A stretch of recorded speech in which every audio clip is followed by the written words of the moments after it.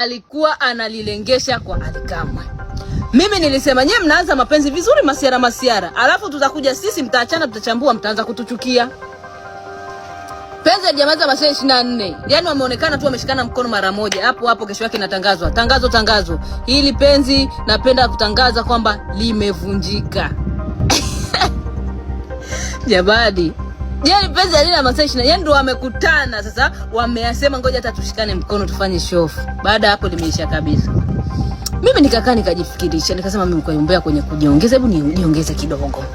Hawa hapa sio kwamba Alikamwe na mwanamke mwingine ameshaliamsha huko, ameonekana yuko karibu na Nifa, wameshatibuana, ndio anakuja kujifanya wanakanusha kwamba sio wapenzi. Au jamani, kwani Nifa naye apunguze miemko. Asante Enju. Ushamaliza.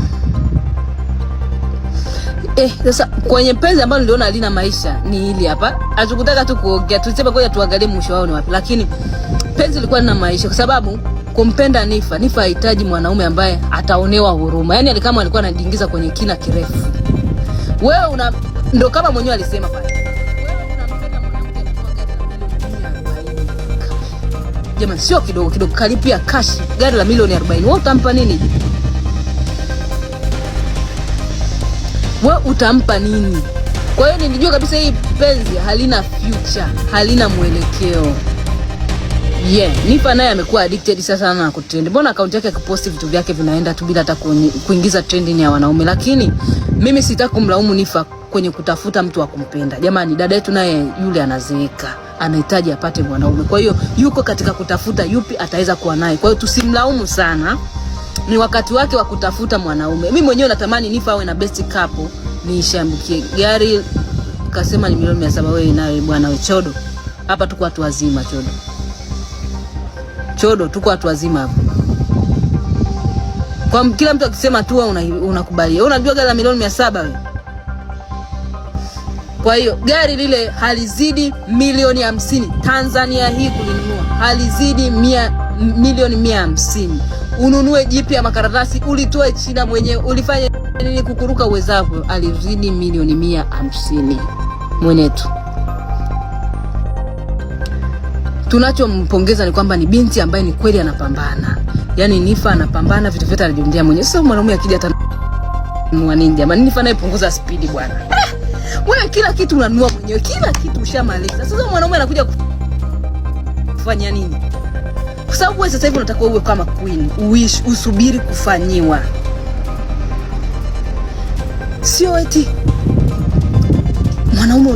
mwanaume ambaye anatakiwa kumpenda Nifa, kwanza awe amekamilika, ana nyumba ya kuishi. Kama hana nyumba ya kuishi, awe anaishi Oysterbay, Masaki, Mbweni, Mikocheni, Mbezi kwa Zena. Huishi maeneo hayo my dear, Nifa umwafodi. Sio unaishi Mbezi kwa Zena sehemu za vichochoroni. Yaani ni mjengo una ghorofa maana. Kwa sababu mwenzako anaishi nyumba Masaki. Sasa Masaki kodi shingapi? Kwa hiyo unapotaka kwenda kumwanza mahusiano na Nifa, hakikisha umekamilika kila sekta. My dear, usiende pale afu ukaanza kutulalamikia bwana mwanamke hajatulia. Unatakiwa uende una akili zako timamu. Sikajenga ile nyumba ya mama yake. Yeye amepanga. Sasa mwanamke ana frame kubwa tu, kana duka Sinza. Anakaa Masaki, ana gari 3. Nifa nayo punguza speed. Ana miaka 26, 27. Punguza speed. Unataka kweli mwanaume kukoa, punguza speed. Kwa sababu hakuna, anataka tu master ile ya trend. Hakuna. Lakini ile ni moja ya kuwa shabiki. Mimi kuwa na karibu na Alikamwe is not an issue, lakini wangeelekea kwenye mapenzi nisema tu kabisa hili penzi alitoboi. Kwa sababu kuna mmoja atakuwa kiredio hapa, atakuwa anaonewa huruma. Favor anasema